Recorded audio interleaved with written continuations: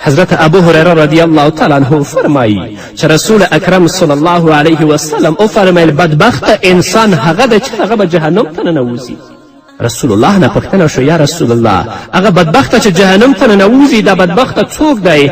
رسول الله ورته وفرمیل بدبخته هر څوک دی چې د الله رب العزت د خوشحاله کولو او رضا لپاره یې د هغه اطاعت ونه که بلکې د الله اطاعت یې پرېښوده او د الله رب العزت نافرماني یې شروع کړه.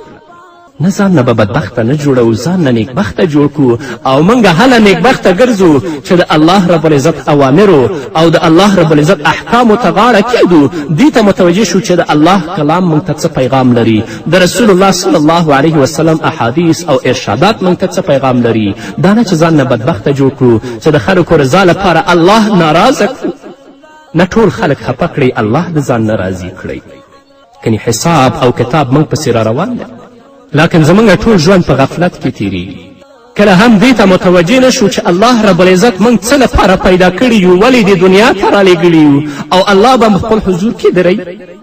رسول اکرم صلی الله علیه وسلم فرمایی ما رأیت مثل الجنة نام طالبها وما رأیت مثل النار نام حاربها او کما قال علیه الصلاة والسلام.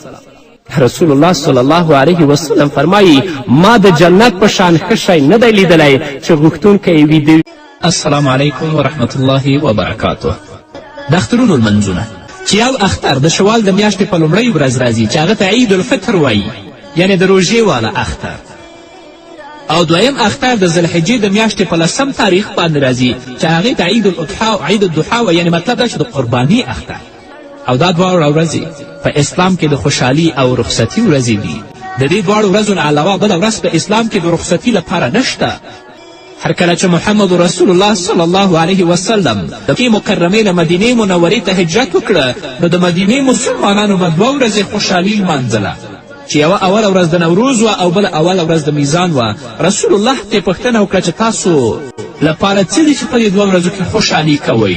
هغه ورته چې د جاهلیت په زمانه کې موږ هم په دې 2 ورځو کې خوشحالي کوله او اوس هم کوو.